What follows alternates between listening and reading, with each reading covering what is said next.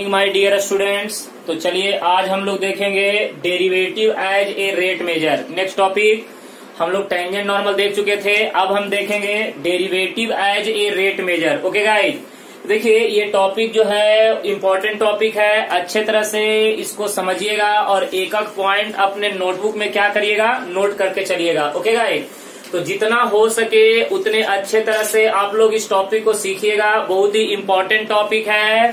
तब ये टॉपिक अगर आप अच्छे तरह से कवर कर लेते हैं तो बहुत ही अच्छा रहेगा आपके लिए। तो चलिए अब हम शुरू करते हैं। आप लोग पेन पेंसिल नोटबुक सब निकाल लीजिए और लिखना शुरू करिए। देखिए यहाँ पे हम बात करेंगे derivative as a rate measure. तो देखिए सबसे पहले हम बात करेंगे रेट का। रेट क्या होता है, देखिए यहाँ पे सबसे पहले हम बात करेंगे रेट। तो देखिए यहाँ पे रेट की हम बात करेंगे तो रेट का मतलब होता है those physical quantity changes with time. अगर कोई भी फिजिकल क्वांटिटी अगर टाइम के साथ चेंज होता है उसी को हम क्या बोलते हैं, रेट बोलते हैं। जैसे देखिए यहाँ पे बोलेंगे रेट का डिफिनीशन, द रेट ऑफ, देख बेटे, the rate of, sorry, rate का मतलब क्या होता है, दोज फिजिकल क्वांटिटी। सुनो यहाँ पे, दोज फिजिकल क्वांटिटी, देख बेटे, those physical quantity, those physical quantity changes with time. देख बेटे, changes with time, changes with time is called rate, is called rate. Okay guys, कहता क्या है कि कोई भी फिजिकल क्वांटिटी अगर टाइम के साथ चेंज होता है तो उसी को हम क्या बोलते हैं, रेट बोलते हैं। जैसे देखिए यहाँ पे अगर हम बात करें, जैसे देखिए S is the function of T. अगर एस को यहाँ पे डिस्प्लेसमेंट बोले, टी को टाइम बोले, तो बेटे अगर यहाँ पे डिस्प्लेसमेंट का अगर रेट निकालेंगे तो क्या बोलेंगे, d S by D t. क्या बोलेंगे, d S by D T. तो बेटे ये d S by D t क्या कहलाता है, the rate of change of displacement with respect to time.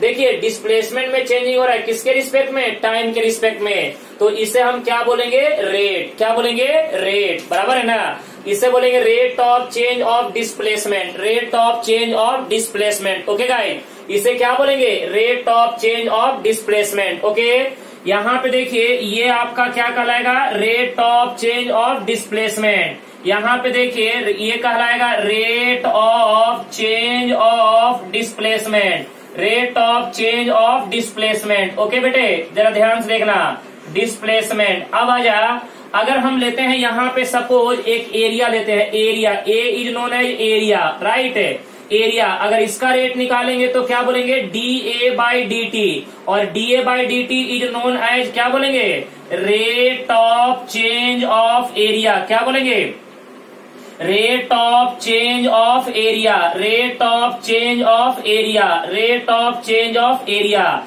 अब देखिए बेटे यहाँ पे अगर हम एक आर लेते हैं, r is known as radius, इसको अगर हम रेडियस लेते हैं तो इसके रेट को क्या बोलेंगे, D are by D T, और D are by D T is known as क्या कहलाएगा, rate of change of radius, rate of change of radius, rate of change of radius.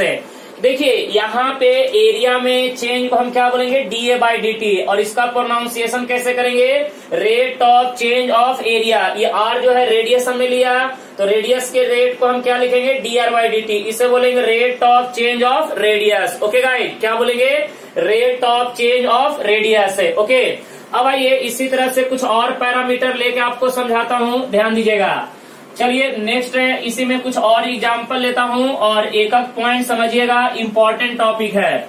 चल बेटे अब यहाँ पे अगर हम बात करें, चलो यहाँ पे लेते हैं भी यहाँ पे क्या लेते हैं, वॉल्यूम, वेलोसिटी नहीं, यहाँ पे लेते हैं वॉल्यूम। आप पढ़े होंगे ना 10th में, volume of sphere, volume of cylinder वगैरह वगैरह। ओके, अब यहाँ पे इसके रेट को हम क्या लिखेंगे बेटे, डीवी बाई डी टी। अब इसका प्रोनाउंसिएशन कैसे करोगे, बोलो ना, इसे बोलोगे रेट ऑफ, देखें यहाँ पे, रेट ऑफ चेंज ऑफ, क्या होगा, rate of change of volume, rate of change of volume. Okay guys, dv by D T is known as rate of change of volume. क्या हो जाएगा, rate of change of volume. Okay, तो यहाँ पे देखिए अगर आज के बाद आपसे कोई पूछता है कि रेट का मतलब क्या होता है तो सिंपल ये बताइएगा कि those physical quantity changes with time. अगर कोई भी फिजिकल क्वांटिटी अगर टाइम के साथ चेंज होता है तो उसी को हम क्या बोलते हैं बेटे, रेट बोलते हैं। और ये बहुत ही इंपॉर्टेंट टॉपिक है। अब आइए इसी में एक और आपको बात समझाना चाहूंगा, रिलेटिव रेट। देखिए यहाँ पे एक बहुत ही इंपॉर्टेंट टॉपिक है जिसका नाम है रिलेटिव रेट। देख बेटे, रिलेटिव रेट। देख बेटे, अब ये रिलेटिव रेट क्या होता है जरा समझना। रिलेटिव रेट मैं तुमको बहुत अच्छे से समझाऊंगा। चल बेटे, एक तेरे को यहाँ पे एग्जांपल लेता हूँ। ये हमारे पास सर्कल है। अब देखो यहाँ पे सर्कल का रेडियस मान लेते हैं r। सर्कल का रेडियस क्या मान लेते हैं, r। अब ये बताओ, यहाँ पे एरिया ऑफ सर्कल की बात करें तो ये क्या हो जाएगा, पाई r स्क्वायर। क्या हो जाएगा, पाई r स्क्वायर, राइट ना। अब बेटे जरा यहाँ पे सोचने वाली बात है, सुनो। अगर रेडियस को घटाओगे या बढ़ाओगे, अगर रेडियस को चेंज करोगे तो बेटे एरिया में भी क्या होगा, चेंजिंग होगा। इसका मतलब है क्योंकि पाई तो कांस्टेंट है, ये तो फिक्स रहेगा, तो यहाँ पे एरिया और रेडियस टाइम के साथ क्या हो सकता है, चेंज हो सकता है। तो सुनिए, यहाँ पे अगर दोनों तरफ टाइम के रिस्पेक्ट में डिफ्रेंशिएट कीजिए तो यहाँ पे ऐसे लिखे, डिफ्रेंशिएट। देख बेटे, डिफ्रेंशिएट बोथ साइड। देख बेटे, differentiate both side with respect to t. T का मतलब टाइम। तो बेटे यहाँ पे एरिया में चेंज को क्या लिखेंगे, D A by D T. Pi constant बाहर, इधर में देख डी बाई डी टी, यहाँ पे क्या हो जाएगा, आर स्क्वायर। बेटे एक्स स्क्वायर का डेरिवेटिव क्या होता है, 2x है। तो यहाँ पे बताओ, d A upon D T is equal to pi r square का डेरिवेटिव 2r इंटू यहाँ पे लगा देने का d are by D t. क्योंकि बेटे आपका यहाँ पे रेडियस भी टाइम के साथ चेंज हो रहा है, तो यहाँ पे आर स्क्वायर का हमने क्या लिया, 2r into D are by D T. 2r into क्या लिखा, D are by D T. तो यहाँ से आपको क्या निकल गया, D A by D T is equal to, बोल बेटे, 2 pi R into D are by D T. अब इस रिलेशन को समझिएगा, ये रिलेशन बड़ा ही इंपॉर्टेंट रिलेशन है। बेटे देखिए, जिस टाइम पे एरिया में चेंजिंग हो रहा है उसी सेम टाइम पे रेडियस में भी चेंजिंग हो रहा है। यानी एक ही टाइम पे दो फिजिकल क्वांटिटी टाइम के साथ क्या हो रहा है, चेंज हो रहा है। तो यहाँ पे देखिए, जब ये किसी पर्टिकुलर टाइम पे जब दो फिजिकल क्वांटिटी एक साथ चेंज होता है उसी को हम क्या बोलते हैं, रिलेटिव रेट। क्योंकि देखिए ना, टाइम के रिस्पेक्ट में एरिया भी चेंज हो रहा है, टाइम के रिस्पेक्ट में रेडियस में भी चेंजिंग हो रहा है। यानी दोनों कंडीशन, दोनों फेनोमेना एक ही साथ हो रहा है, एक ही टाइम पे हो रहा है। तो जब दो फिजिकल क्वांटिटी एक ही टाइम पे चेंज होता है उसी को हम क्या बोलेंगे, रिलेटिव रेट। क्या बोलेंगे बेटे, रिलेटिव रेट। देखिए ना, यहाँ पे टाइम के रिस्पेक्ट में एरिया में भी चेंज हो रहा है, टाइम के रिस्पेक्ट में रेडियस में भी चेंज हो रहा है, यानी दोनों एक ही साथ क्या हो रहा है बेटे, चेंज हो रहा है। तो this condition is known as relative rate. इसे हम क्या बोलेंगे बेटे, रिलेटिव रेट। और आइए, ये तो एक एग्जाम्पल हुआ, इसी तरह से हम और भी बहुत सारे एग्जाम्पल ले सकते हैं। और आइए क्लियर करता हूँ आपको, सुनिए। चल बेटे, ये सब पॉइंट जरा अच्छे तरह से नोट करके रखना, बहुत ही अच्छा पॉइंट है जेई पॉइंट ऑफ व्यू से, स्टेट पॉइंट ऑफ व्यू से। चल बेटे, अगर हम दूसरा पॉइंट की बात करें, चलो एक स्फीयर लेते हैं। स्फीयर आप लोग तो देखे होंगे, क्रिकेट बॉल। चल बेटे, ये हमारे पास स्फीयर है। देखे यहाँ पे, ये हमारे पास स्फीयर है।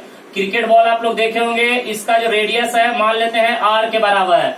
तो बेटे ये बताओ, अगर तुमसे यहाँ पे पूछूं कि वॉल्यूम ऑफ स्फीयर, जल्दी बताओ, वॉल्यूम ऑफ स्फीयर क्या होता है, 4/3 पाई आर क्यूब। तो बेटे यहाँ से अगर वॉल्यूम भी is equal to 4/3 pi r cube. अच्छा, जरा यहाँ पे सोचने वाली बात है कि अगर आप रेडियस को चेंज कीजिएगा तो वॉल्यूम में क्या होगा, चेंजिंग होगा। तो यहाँ पे जैसे जैसे रेडियस बढ़ेगा या घटेगा उसके करस्पॉन्डिंग वॉल्यूम में क्या आएगा, चेंजिंग आएगा। तो बेटे अगर यहाँ पे अगर टाइम के रिस्पेक्ट में डिफ्रेंशिएट करेंगे तो बताओ, यहाँ पे dv by D T is equal to 4/3 pi into d by D t, यहाँ पे क्या हो जाएगा, r का क्यूब, राइट ना। चल बेटे यहाँ पे बोर्ड पे ध्यान देना, dv by D T is equal to ये क्या हो जाएगा, 4/3 पाई इंटू आर क्यू का डेरिवेटिव कितना हो जाएगा, 3r स्क्वायर इंटू क्या हो जाएगा, dr बाई डी टी। बेटे ये 3 से 3 कैंसल। यहाँ पे देख, dv by D T is equal to 4 pi r square into क्या हो जाएगा, dr बाई डी टी। अब यहाँ पे जरा ध्यान से देखो, dv बाई डी टी को हम क्या बोलेंगे, रेट ऑफ चेंज ऑफ, देख बेटे, rate of change of volume, क्या बोलेंगे, rate of change of volume. और dr बाई dt को क्या बोलेंगे, बोलो यहाँ पे, rate of change of radius है, रेट ऑफ चेंज ऑफ क्या बोलेंगे बेटे, रेडियस है, rate of change of radius, okay, rate of change of radius है। तो यहाँ पे देखिए, जिस टाइम पे वॉल्यूम में चेंजिंग हो रहा है उसी टाइम पे किस में चेंजिंग हो रहा है, रेडियस में चेंजिंग हो रहा है। यानी कहने का मतलब कि इधर देखिए वॉल्यूम में भी चेंजिंग हो रहा है, इधर रेडियस में भी चेंजिंग हो रहा है, ये दोनों काम एक ही साथ में हो रहा है, इसलिए हम इसे क्या बोलेंगे बेटे, रिलेटिव रेट, यानी एक दूसरे के रिस्पेक्ट में। यानी वॉल्यूम में भी चेंजिंग हो रहा है, रेडियस में भी चेंजिंग हो रहा है एक ही टाइम पे, तो this rate is known as relative rate. Okay बेटे, ये आपका क्या कहलाएगा, रिलेटिव रेट। तो देखिए, ये जो रिलेटिव रेट है ये आपको बहुत ही अच्छे तरह से क्या रखना है, रिमेम्बर रखना है। और बेटे यहाँ पे इसमें रिलेटिव रेट में आपको 10th का मेंसुरेशन का यूज बहुत ही जबरदस्त है, जैसे area of circle, volume of cylinder, volume of cone, volume of sphere, hemisphere, यानी जितने भी आप 10th 9th में पढ़े हैं उन सबका यूज यहाँ पे जबरदस्त आने वाला है, क्योंकि उसके बगैर आप बेटे 10th के सवाल को आप उसके बगैर आप सवाल सॉल्व नहीं कर सकते हैं, क्योंकि अगर आपको फॉर्मूले रिमेम्बर नहीं होंगे तो आपसे सवाल सॉल्व होने वाला नहीं है रिलेटिव रेट का, क्योंकि ज्यादातर सवाल में आपको मेंसुरेशन के फॉर्मूले आपको यूज करना ही पड़ेगा। ओके गाइस, कोई दिक्कत नहीं। तो ये आपका हो गया रिलेटिव रेट। अब आइए नेक्स्ट टॉपिक इसमें डिस्कशन करने जा रहे हैं, जिसका नाम है वेलोसिटी, फिर एक्सेलरेशन, और तीसरा टॉपिक है डिस्कशन करेंगे जिसका नाम है जर्क। इस बार एक आपको नया टॉपिक ऐड किया है, जर्क, बराबर है।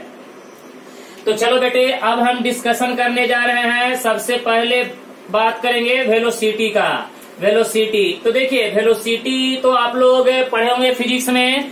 वेलोसिटी क्या होता है बताइएगा, द रेट ऑफ, देख बेटे, the rate of change of, the rate of change of displacement, the rate of change of displacement with respect to time. देख बेटे, with respect to time, with respect to time, बराबर है ना, is called क्या, velocity, is called velocity. Okay guys, is called velocity.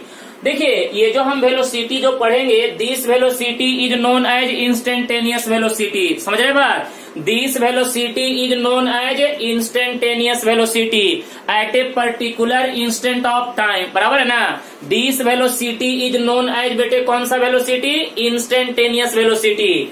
तो यहाँ पे देखिए, जैसा कि आप लोग को बताया जाता है कि limit delta T tending to 0, यहाँ पे देखिए del S upon del T is known as क्या बोलते हैं, D S by D T. यही पढ़ते हैं ना आप लोग फिजिक्स में। This is called instantaneous velocity, यानी at a particular instant of time पे, यानी टाइम इंटरवल जो है बहुत ही क्या है, स्मॉल है। डेल्टा टी टेंडिंग टू 0 का मतलब क्या है कि टाइम इंटरवल जो है बहुत ही स्मॉल है, अप्रोक्स किसके बराबर, 0 के बराबर। लेकिन यहाँ पे 0 के बराबर नहीं है, 0 के काफी क्या है, क्लोज है। तो बेटे this velocity is known as instantaneous velocity, और इसी को आप क्या बोलते हैं, D S by D T. और बेटे यही जो D S by D T है वो क्या कहलाता है, velocity. D S by D T is known as velocity, इसी को बोलते हैं वी, राइट है। अब जरा समझिएगा, यहाँ पे देखिए, अगर मान लेते हैं कि S is the function of T, यानी एस जो है आपका क्या दिया हुआ बेटे, डिस्प्लेसमेंट। एस जो आपको दिया हुआ है डिस्प्लेसमेंट, और यहाँ पे टी आपको क्या दिया हुआ बेटे, टाइम, राइट ना। अगर आपको डिस्प्लेसमेंट से अगर आपको वेलोसिटी निकालना है, सुनिए, डिस्प्लेसमेंट और टाइम के बीच में क्या दिया हुआ है, रिलेशन दिया हुआ है। अगर आपको डिस्प्लेसमेंट और टाइम के बीच में रिलेशन दिया हुआ है, अगर आपको वेलोसिटी पूछा है, तो आपको करना क्या है, डिस्प्लेसमेंट को टाइम के रिस्पेक्ट में डिफरेंशिएट कर दीजिए। D S by D T is known as F dash of T, right ना। और यही बेटे D S by D T जो है, यही आपका क्या कहलाता है, वेलोसिटी। यही आपका क्या कहलाता है बेटे, वेलोसिटी। ओके गाइज, तो देखिए यहाँ पे जरा समझिएगा कि डिस्प्लेसमेंट और टाइम के बीच में अगर आपको रिलेशन दिया हुआ है, अगर आपको वेलोसिटी निकालना है तो डिस्प्लेसमेंट को टाइम के रिस्पेक्ट में क्या कर दीजिए, डिफरेंशिएट कर दीजिए, तो आपको क्या मिल जाएगा, वेलोसिटी मिल जाएगा। ओके गाइज, कोई दिक्कत नहीं। तो आपको डिस्प्लेसमेंट और टाइम के बीच में अगर आपको रिलेशन सवाल में दिया गया है तो आपको करना कुछ नहीं है, जैसे आप y का डेरिवेटिव x के रिस्पेक्ट में करते थे उसी तरह से डिस्प्लेसमेंट का डेरिवेटिव किसके रिस्पेक्ट में, टाइम के रिस्पेक्ट में। ओके गाइज, कोई दिक्कत नहीं। तो जब डिस्प्लेसमेंट का डेरिवेटिव टाइम के रिस्पेक्ट में कर दीजिएगा तो आपको क्या मिल जाएगा, वेलोसिटी मिल जाएगा। क्लियर है, कोई दिक्कत नहीं। चलिए थोड़ा सा आगे बढ़ेंगे।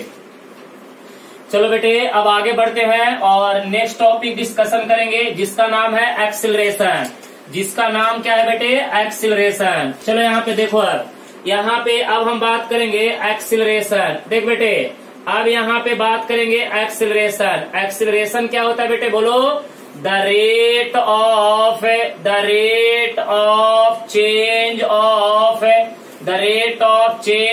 Velocity, the rate of change of velocity with respect to time is called acceleration. It is denoted by a small a, right ना। The rate of change of velocity with respect to time, यही ना, the rate of change of velocity with respect to time। तो बेटे यहाँ पे अगर आप देखिए, यहाँ पे अगर आप बात करेंगे limit delta T tending to 0, यहाँ पे डेल v अपॉन में del t is equal to क्या हो जाएगा, dv बाई dt, और इसी को हम क्या बोलते हैं, एक्सेलरेशन। बराबर है ना। This acceleration is known as instantaneous acceleration. Okay guys, अब देखिए यहाँ पे मेन मुद्दा आपका क्या है, मेन मुद्दा आपका ये है, जरा ध्यान से देखिएगा। अगर s is the function of t, जरा ध्यान से देखिएगा, s जो है आपका क्या दिया हुआ है, डिस्प्लेसमेंट। देख बेटे s जो आपका दिया हुआ है डिस्प्लेसमेंट, यहाँ पे t आपका क्या दिया हुआ है, टाइम। यानी डिस्प्लेसमेंट और टाइम के बीच में अगर आपको रिलेशन दिया गया है और आपसे पूछा है कि बेटे मुझे आप क्या निकाल के बताओ, एक्सेलरेशन निकाल के बताओ, तो सुनिए ना, डिस्प्लेसमेंट से अगर आपको एक्सेलरेशन निकालना है तो पहले क्या करना पड़ेगा, ds by D T is known as F dash of T, right है। तो बेटे ds by D T is known as F dash of T, ये आपका क्या होगा बेटे, वेलोसिटी। ये आपका क्या होगा, वेलोसिटी। और वेलोसिटी को अगेन डिफरेंशिएट कीजिए तो d2s upon dt square is known as F double dash of T, ये आपका क्या कहलाता है बेटे, एक्सेलरेशन। तो यहाँ पे जरा ध्यान से देखिए, और इसी को हम इसको क्या बोलेंगे v और इसको क्या बोलेंगे बेटे a। तो यहाँ पे देखिए डिस्प्लेसमेंट से अगर आपको एक्सेलरेशन निकालना है तो डिस्प्लेसमेंट को टाइम के रिस्पेक्ट में कितना बार डेरिवेटिव करना पड़ेगा, 2 बार। अगर डिस्प्लेसमेंट को टाइम के रिस्पेक्ट में लगातार 2 बार डेरिवेटिव करने से आपको क्या मिलता है बेटे, एक्सेलरेशन। सुन लीजिए, अगर यहाँ पे डिस्प्लेसमेंट और टाइम के बीच में रिलेशन दिया हुआ है, अगर आपको एक्सेलरेशन निकालना है तो डिस्प्लेसमेंट को टाइम के रिस्पेक्ट में लगातार 2 बार क्या कर दीजिए, डेरिवेटिव कर दीजिए। डिस्प्लेसमेंट को टाइम के रिस्पेक्ट में लगातार 2 बार डेरिवेटिव करने से क्या मिल जाता है, एक्सेलरेशन मिल जाता है। अब जरा देखिए यहाँ पे एक और मैं आपको बात बताना चाहूंगा कि बेटे अगर आपको कभी ऐसा दिया हुआ, velocity is the function of time दिया हुआ है, यहाँ पे देखिए velocity is the function of time, यहाँ पे v is known as velocity, और t is known as time. ये t जो है वो क्या है, टाइम है। और अगर आपको एक्सेलरेशन निकालना है तो डायरेक्ट इसको डिफरेंशिएट कर दीजिए, dv by dt is equal to क्या हो जाएगा, f डैश ऑफ t।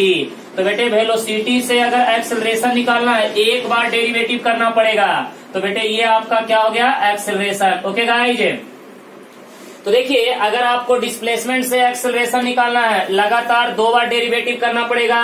अगर बेटे वेलोसिटी से एक्सेलरेशन निकालना है तो वेलोसिटी को टाइम के रिस्पेक्ट में 1 बार डेरिवेटिव करने से आपको क्या मिलेगा, एक्सेलरेशन मिल जाएगा। ओके, तो देखिए ये आपका हो गया एक्सेलरेशन। तो एक्सेलरेशन तो ऑलरेडी आप लोग फिजिक्स में पढ़े होंगे, the rate of change of velocity with respect to time is called acceleration. तो हमने जो मैथमेटिकल पार्ट था वो आपको क्या कर दिया, कवर कर दिया। अब देखिए एक नेक्स्ट टॉपिक है जिसका नाम है जर्क। चलिए नेक्स्ट टॉपिक है जिसका नाम है जर्क।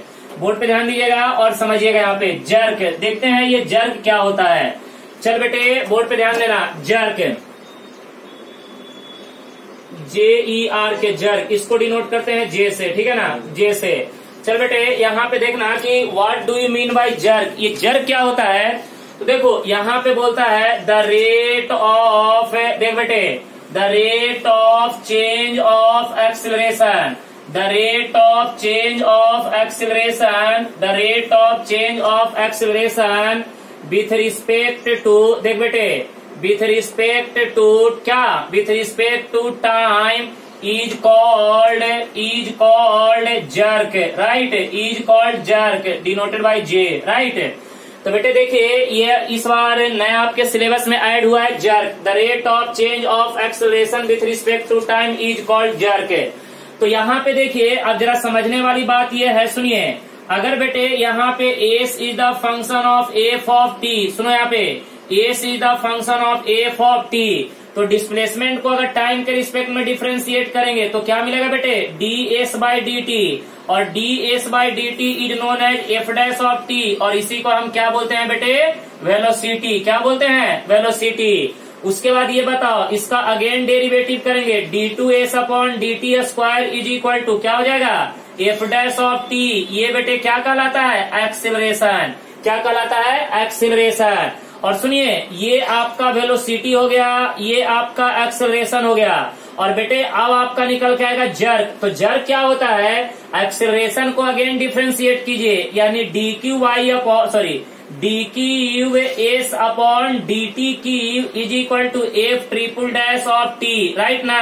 ये आपका क्या कहलाएगा बेटे, जर्क, ये आपका क्या कहलाएगा, जर्क, ये आपका हो जाएगा जर्क। तो सुन लीजिए, देखिए अगर डिस्प्लेसमेंट से अगर वेलोसिटी निकालना है एक बार डेरिवेटिव, डिस्प्लेसमेंट से एक्सेलरेशन निकालना है 2 बार डेरिवेटिव, और डिस्प्लेसमेंट से बेटे अगर जर्क निकालना है 3 बार डेरिवेटिव। एक बार डेरिवेटिव करते हैं वेलोसिटी, 2 बार डेरिवेटिव करते हैं क्या निकलेगा बेटे, एक्सेलरेशन, 3 बार डेरिवेटिव करते हैं क्या निकलेगा, जर्क। ओके गाइस, तो ये देखिएगा जर्क जो होता है वो क्या करने का, डिफरेंशिएशन ऑफ एक्सेलरेशन। अगर देखिए यहाँ पे, अब सुनिए यहाँ पे d अपॉन डी टी, सुनिए ना, अगर आप एक्सेलरेशन को भी डिफरेंशिएट कर दीजिएगा तो आपको क्या प्राप्त हो जाएगा बेटे, जर्क प्राप्त हो जाएगा। देखिए अगर आप एक्सेलरेशन को भी डिफरेंशिएट कर दीजिएगा तो क्या प्राप्त होगा, जर्क, यानी D A upon D T, D A upon D T is known as, यही आपका क्या कहलाता है, जर्क कहलाता है।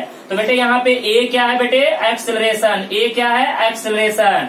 तो एक्सेलरेशन को अगर टाइम के रिस्पेक्ट में अगर डिफरेंशिएट कर दीजिएगा तो क्या मिल जाएगा बेटे, जर्क मिल जाएगा। और अगर डिस्प्लेसमेंट से अगर आपको जर्क निकालना है तो कितने बार डेरिवेटिव करना पड़ेगा, 3 बार डेरिवेटिव करना पड़ेगा। ओके, तो बेटे यहाँ पे अभी तक मैंने आपको 3 टॉपिक कवर करके दिया, वेलोसिटी, एक्सेलरेशन और जर्क, क्लियर है ना। अब आइए इसके ऊपर अब हम कुछ न्यूमेरिकल करने जा रहे हैं। आप अच्छे तरह से एक एक न्यूमेरिकल अपने नोटबुक में नोट करते चलिएगा, जहां पे डाउट होगा प्लीज मेरे से पूछ लीजिएगा। आइए अब हम न्यूमेरिकल का कुछ प्रैक्टिस करते हैं, देखिएगा। तो ये आपका क्या हो गया बेटे, जर्क हो गया। आइए अब कुछ न्यूमेरिकल का प्रैक्टिस करते हैं, देखते हैं क्या बोलता है सवाल। आ जाओ, एक सवाल लेते हैं और सवाल को समझेंगे अच्छे तरह से। लिखेगा ए कार, क्वेश्चन लिखेगा a car is moving, a car is moving in such a way that, in such a way that the distance it covers is given by the equation s is equal to 4t square plus 3t, where s is in meters and t in second।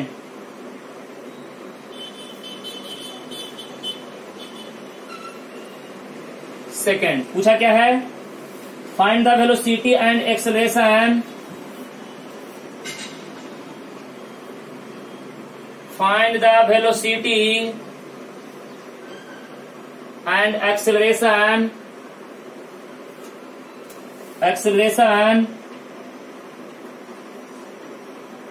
Eight the time t is equal to 20 second.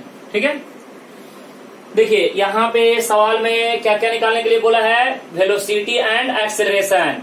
देखो बेटे यहाँ पे क्या बोल रहा है कि एक कार जो है मूव कर रहा है, वो कौन सा पाथ पे मूव कर रहा है, इस पाथ पे मूव कर रहा है। चलिए ठीक है, यहाँ पे इक्वेशन दिया हुआ है, सिंपल सवाल है, बोर्ड पे ध्यान दीजिएगा।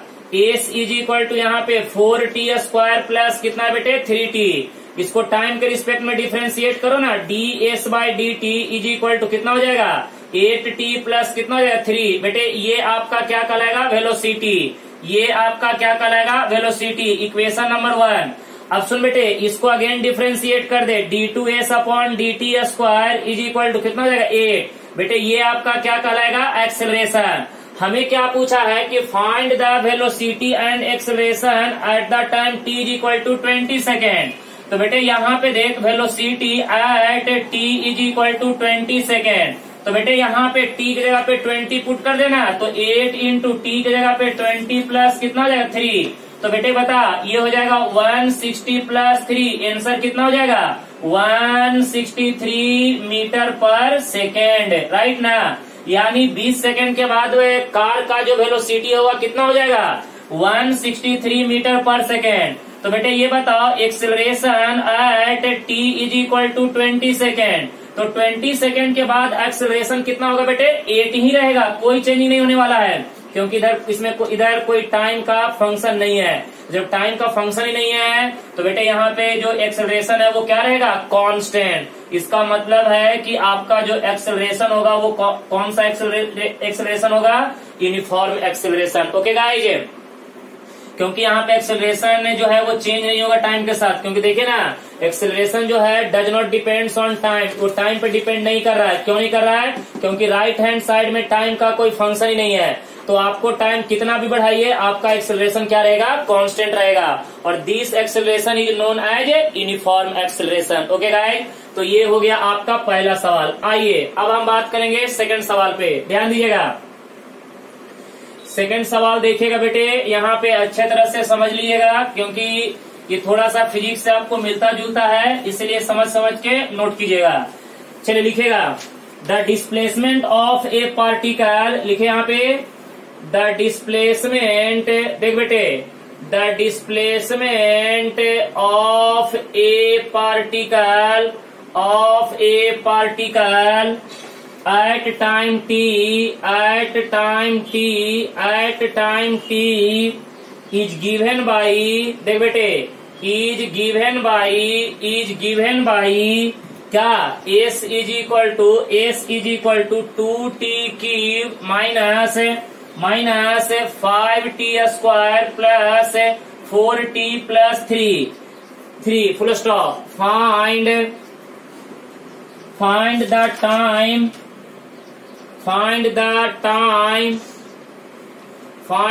time when acceleration is 40 feet per second square, comma the velocity and displacement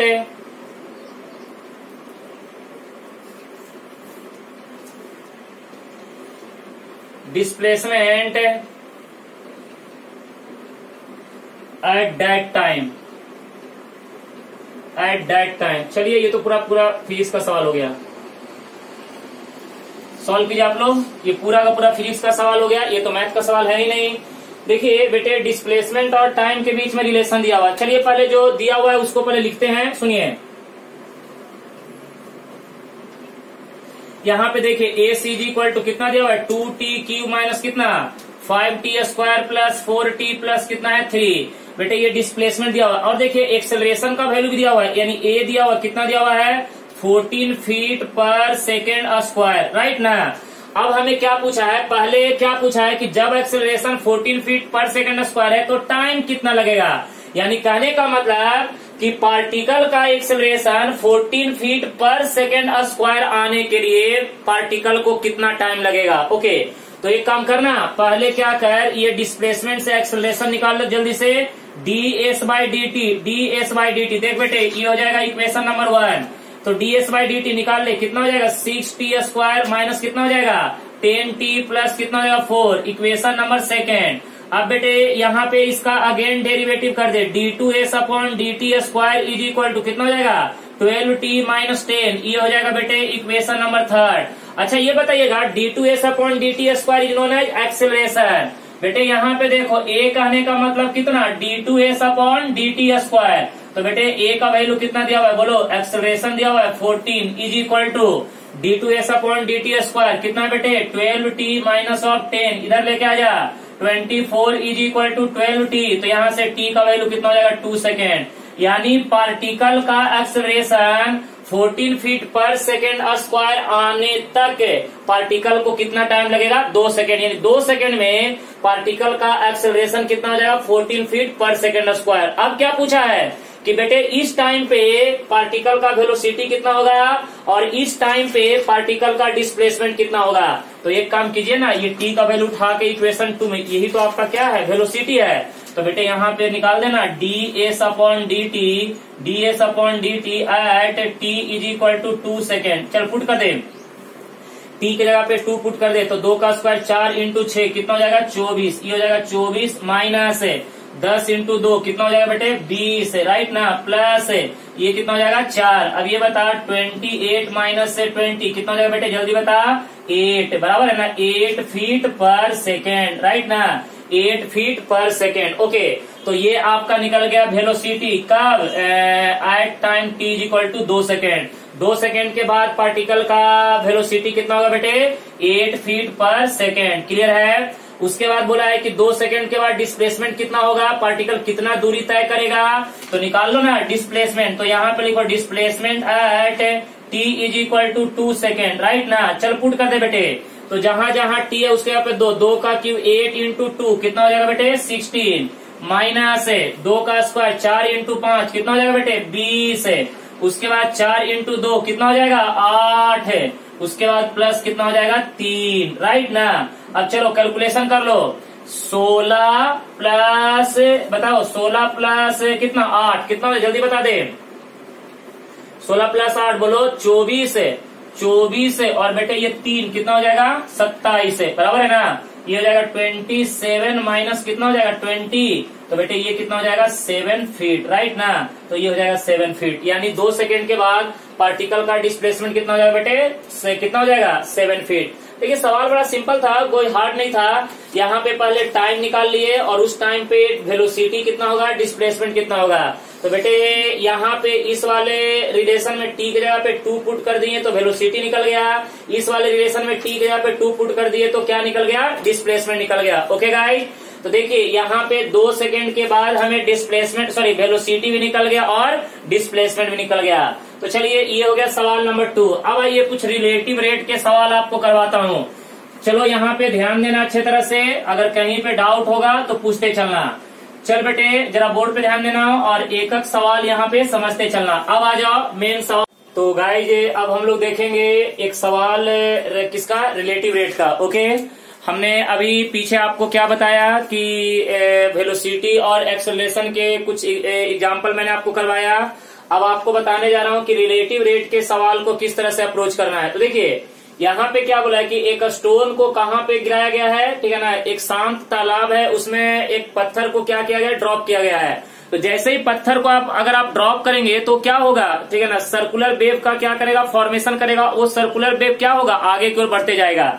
तो अगर आप यहाँ पे देखिएगा, इसका अगर मैं सॉल्यूशन करूं तो बड़ा आराम से सॉल्यूशन कर सकता हूं। देख बेटे यहाँ पे अगर हम बात करें, सुनो ये देखो, ये हमारे पास क्या है बेटे, लेक है, ठीक है ना। अब इसमें हमने क्या किए, एक पत्थर को हमने क्या किया, ड्रॉप किया, स्टोन को ड्रॉप किया। तो स्टोन को ड्रॉप करेंगे तो इस तरह से क्या बनेगा, सर्कुलर वेव बनते हुए आगे की ओर बढ़ेगा, राइट है। तो बेटे अब जरा समझना, मैं मान लेता हूं कि यहाँ पे जो सर्कुलर वेव का जो रेडियस है वो मान लेते हैं कि r के बराबर है। देख बेटे यहाँ पे देख, मैं मान लेता हूं कि let small R be the radius of, देख बेटे रेडियस ऑफ क्या, रेडियस ऑफ सर्कुलर वेव से, देख बेटे रेडियस ऑफ सर्कुलर वेव से, राइट ना। अच्छा ये बताओ, अब सुनो यहाँ पे एक जबरदस्त कंडीशन दिया हुआ है। देखो radius of the circular waves is increasing at the rate 5 centimetre per second. ये रेडियस का रेट दिया हुआ है। रेडियस का रेट कहने का मतलब क्या दिया हुआ बेटे, dr/dt। dr/dt क्या दिया हुआ है, 5 सेंटीमीटर पर सेकेंड। 1 सेंटीमीटर में रेडियस में कितना चेंजिंग होगा बेटे, 5 सेंटीमीटर, बराबर है ना।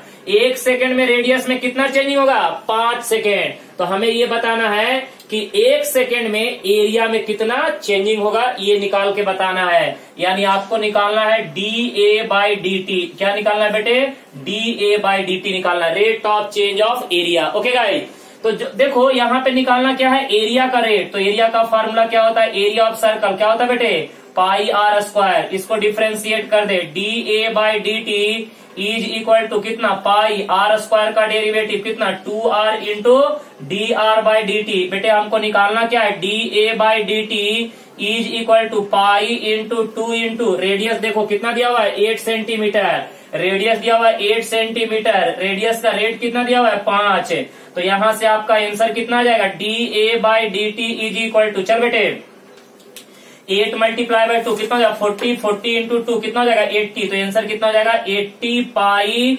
सेंटीमीटर स्क्वायर पर सेकेंड। यानी 1 सेकेंड में एरिया में कितना चेंजिंग होगा बेटे, 80 पाई सेंटीमीटर स्क्वायर, बराबर है ना। तो ये आपका क्या हो गया, फाइनल आंसर।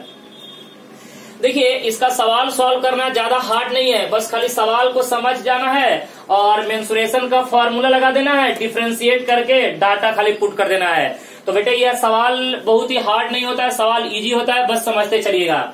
चलिए इसका एक एग्जाम्पल और लेते हैं, आपको अच्छे तरह से कवर कर देता हूँ। चल बेटे एक और सवाल लेते हैं, आपको मजा आ जाएगा। चलो लिखो यहाँ पे सवाल नंबर 2। चलो लिखो बेटे सवाल नंबर नेक्स्ट की बात करेंगे तो लिखो द वॉल्यूम ऑफ, देख बेटे the volume of the spherical, the volume of the spherical ball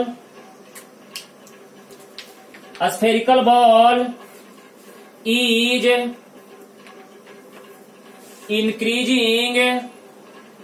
increasing at the rate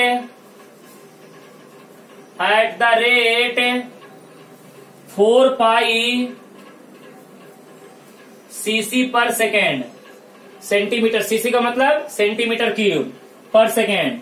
पूछा क्या है, find the rate at which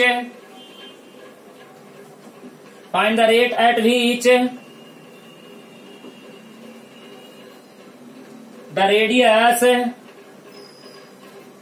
and surface area changing when the volume is 288 pi cc। cc का मतलब centimetre cube. वाह interesting सवाल। चलो बेटे अब देख लो, यहाँ पे अच्छा सवाल है, समझ लो और इसको सॉल्व कर देंगे, कोई हार्ड ज्यादा नहीं है।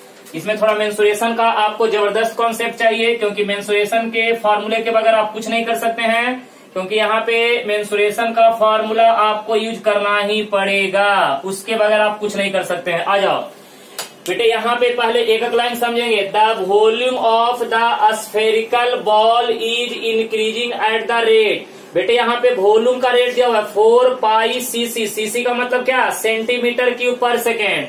तो बेटे सबसे पहले तो तुम एक चीज बताओ कि यहाँ पे एक स्फेरिकल बॉल है, सुनो यहाँ पे एक स्फेरिकल बॉल है, इसका रेडियस नहीं दिया हुआ है, तो मान लो ना इसका रेडियस r है और वॉल्यूम भी है, मान लेना रेडियस r। तो यहाँ पे बेटे let small r be the radius of spherical ball. Okay बेटे स्फेरिकल बॉल, चलो मान लेते हैं कि यहाँ पे स्फेरिकल बॉल का रेडियस कितना है, r के बराबर। अच्छा बेटे यहाँ पे देखो वॉल्यूम का रेट दिया हुआ है। वॉल्यूम का रेट कहने का मतलब dV बाई dt। बेटे कितना दिया हुआ है 4 पाई सेंटीमीटर क्यूब पर सेकेंड। जो गिवन डाटा है उसको लिख दो। उसके बाद हमें क्या दिया हुआ है, इस स्फीयर का वॉल्यूम दिया हुआ है। वॉल्यूम ऑफ स्फीयर कितना दिया हुआ है 288 पाई सेंटीमीटर क्यूब, राइट ना। तो बेटे हमें क्या निकालना है, find the rate at which the radius and surface area. तो बेटे हमें रेडियस का रेट निकालना है, dr बाई dt निकालना है एक बार, और दूसरा सरफेस एरिया का रेट ds बाई dt निकालना है दूसरा पैरामीटर। ओके तो चल बेटे सबसे पहले एक काम करेगा, यहाँ पे वॉल्यूम ऑफ स्फीयर कितना होता है 4/3 पाई r क्यूब। बेटे वॉल्यूम कितना दिया हुआ है 288 पाई इज इक्वल टू 4/3 पाई, ये कितना हो जाएगा r क्यूब। बेटे ये पाई से पाई कैंसल हो गया। अब इसको जरा कैंसल आउट कर दे, ये हो जाएगा कितना, बोलो जल्दी से, ये हो जाएगा 7 और 2, राइट ना। तो यहाँ पे देखो 72 into 3 is equal to r cube, तो ये हो जाएगा 6 है, और ये हो जाएगा 216 is equal to r cube, यानी r cube is equal to 6 का क्यूब, तो r का वैल्यू क्या हो जाएगा 6 के बराबर। रेडियस निकल गया। चल बेटे अब यहाँ पे क्या कर, इसको डिफ्रेंशिएट कर दे, वॉल्यूम को डिफ्रेंशिएट कर। तो एक चीज बता, यहाँ पे dV by dt is equal to कितना हो जाएगा 4/3 पाई इंटू आर क्यू का डेरिवेटिव कितना हो जाएगा 3r² into dr by dt। बेटे ये 3 कैंसल, dV बाई dt कितना दिया हुआ है 4 पाई, तो बेटे ये हो जाएगा 4 पाई इज इक्वल टू यहाँ पे 4 pi into r square, r का कीमत कितना 6 है, 6 का स्क्वायर 36 इंटू क्या हो जाएगा dr बाई dt। बेटे ये 4 पाई कैंसल, तो यहाँ पे dr by dt is equal to 1/36 centimetre per second. तो बेटे ये आपका रेडियस का रेट निकल गया। किसका रेट निकल गया, रेडियस का रेट निकल गया। अब हमें क्या चाहिए, सरफेस एरिया का रेट। तो बेटे सरफेस एरिया का रेट निकालने के लिए क्या करना पड़ेगा, सरफेस एरिया को डिफरेंशिएट करना पड़ेगा। तो चल बेटे अब मैं इधर का इरेज कर दे रहा हूँ, सुनो ध्यान से। तो यहाँ पे सरफेस एरिया, सुनो ना, आराम से देखते चलो, डरने की कोई जरूरत नहीं है। तो बेटे यहाँ पे अगर हम बात करेंगे surface area of sphere, surface area of sphere 10th में तुम लोग पढ़ा होगा, क्या होता है बेटे 4 पाई r स्क्वायर। तो बेटे यहाँ पे s is equal to 4 pi r square, differentiate कर दे, ds by dt is equal to 4 pi into r square का डेरिवेटिव 2r इंटू क्या हो जाएगा dr बाई dt। तो बेटे यहाँ पे देखो ds by dt is equal to 4 into pi into 2 into radius कितना दिया हुआ है 6 है, और बेटे dr बाई dt कितना 1/36, तो 1/36 बेटे ये कितना हो जाएगा 6, ओके ना। और बेटे 2 3 जा कितना हो जाएगा 6 है। तो यहाँ से जल्दी बता दे ds by dt is equal to कितना हो जाएगा, बता यहाँ पे ये हो जाएगा 4 पाई अपॉन में 3, ये हो जाएगा सेंटीमीटर स्क्वायर पर सेकेंड। तो बेटे ये आपका क्या निकल गया, सरफेस एरिया का रेट, बराबर है ना।